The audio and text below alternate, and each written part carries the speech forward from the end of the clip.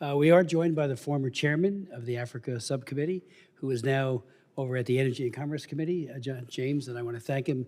February of 2024, he had a very important hearing on Nigeria and other advocacy throughout that time. So the floor is yours. Mr. Chairman, thank you so much for your personal invitation, for your leadership, and for your friendship. I'm honored to be back. Psalms 96:14 asks, "Who will rise up for me against the wicked?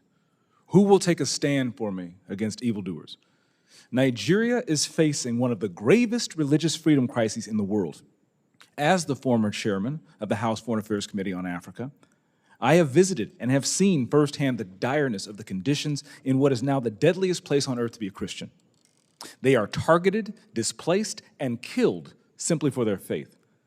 The ancient plea, "Is there no help for the widow's son?" still echoes today. Since 2019, nearly 17,000 Christians have been killed. In the first 7 months of this year alone, hundreds more were murdered. On June 13th, during the Yellowater massacre, more than 280 Christians were slaughtered in a single day. These are not isolated tragedies, but a sustained pattern of religiously motivated violence, often ignored or even enabled by the Nigerian government. Extremist groups like Boko Haram, Fulani militants, and ISIS West Africa attack often without any meaningful intervention from authorities. The lack of response has created an atmosphere of impunity where Christians continue to live in constant threat and fear. The United States has previously recognized this crisis. President Trump not only designated Nigeria as a country of particular concern during his first term, but redesignated it again in his second term after President Biden inexplicably removed that designation. Religious persecution is tied to political repression and weakening institutions in Nigeria. Example, the detention of Mazi Nnamdi Kanu is a clear example. In 2022, Nigeria's Court of Appeal struck down the charges against him and ordered his release. The UN Working Group on Arbitrary Detention has also called for his unconditional release. Yet he remains in solitary confinement, in deteriorating health, and recently had to represent himself in court. Nigeria has signaled that the law is optional and targeting Christians is fair game. Just hours ago this morning, despite the pleas and cries of the Nigerian people and many Nigerian lawmakers, Mazi Nnamdi Kanu was convicted on all charges.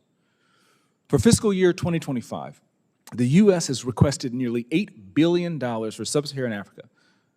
But when Americans see political prisoners, judicial defiance, and the slaughter of Christians, they understandably ask as they meet their own struggles, why should our tax dollars support governments that refuse to protect their own people? Is our aid aiding a genocide? Nigeria is a nation of tremendous potential, but that potential is being choked out by violent persecution of its Christian population. No country can build a stable future where churches are burned, believers are killed, and communities live in fear. The United States must stay engaged, and Nigeria must change course now. Mr. Pratt, a direct question. Do you believe, in your professional assessment, that the government of Nigeria has been infiltrated by jihadists?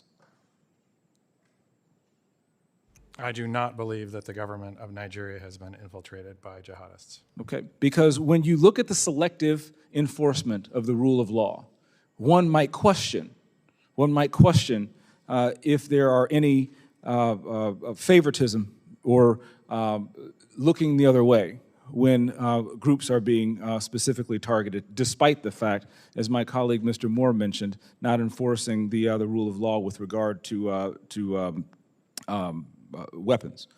My next question, how has the Nigerian government reacted since President Trump's country of particular concern designation announcement?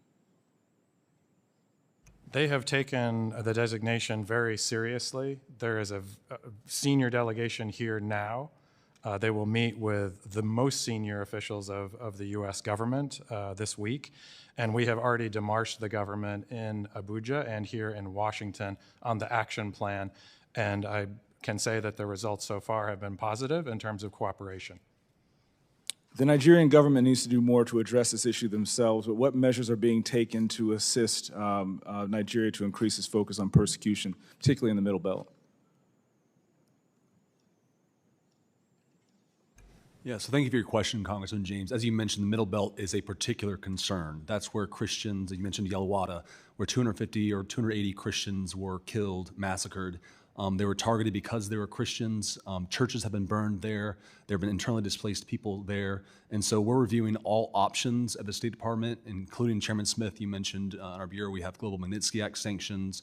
We have other tools at our disposal as well to make sure that Nigeria, the Nigerian government gets the message that we are serious about the persecution of Christians and other communities as well, but particularly Christians right now who are suffering disproportionately in the Middle Belt. Thank you for your answer, Mr. Chairman. Thank you for having me again. God bless you, and good luck. I'm here for you. Thank you so very much, Chairman James, and thank you again for your great service.